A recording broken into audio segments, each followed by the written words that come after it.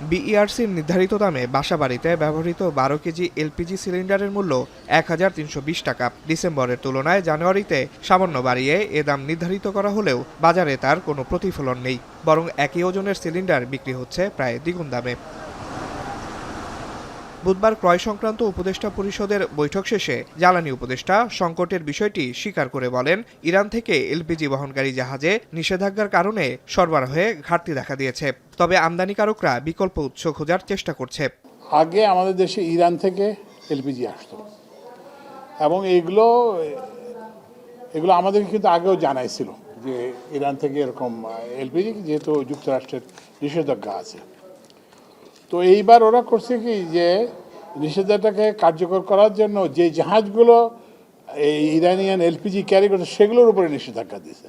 না, alternative source মানে তো অল্টারনেটিভ কান্ট্রি, অল্টারনেটিভ লাইনের ভেহিকেল, যেসব দেশ বা জাহাজ এমবার্গোর অধীন না। ওই এখানে একটা আইগ্যাস বলে একটা টার্কিশ কোম্পানি আছে, ওরা ওই যে বিভিন্ন জায়গা থেকে সোর্স করে।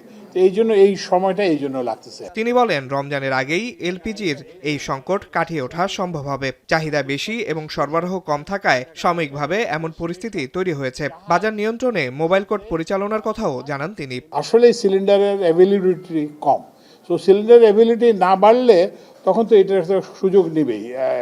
তো ওই জন্য তবুও আমরা চেষ্টা করতেছি মোবাইল কোড করে নানান কিছু করে যাতে এগুলো মানে যতটা কমানো যায়। নির্বাচনের আগে ইচ্ছাকৃতভাবে কেউ সংকট তৈরি করে সরকারকে বিব্রত করছে, এমন অভিযোগ নাকচ করেন জ্বালানি উপদেষ্টা। এদিকে ক্রয় সংক্রান্ত উপদেষ্টা পরিষদের বৈঠক শেষে অর্থ উপদেষ্টা জানান, ওসমান হাদির পরিবারের জন্য অর্থ মন্ত্রণালয় থেকে ফ্ল্যাট কেনার উদ্দেশ্যে ১ কোটি টাকা এবং প্রধান উপদেষ্টার দফতর থেকে আলাদাভাবে আরও ১ কোটি টাকা দেওয়া হচ্ছে। আসিফ ইকবাল খান, এখন, ঢাকা।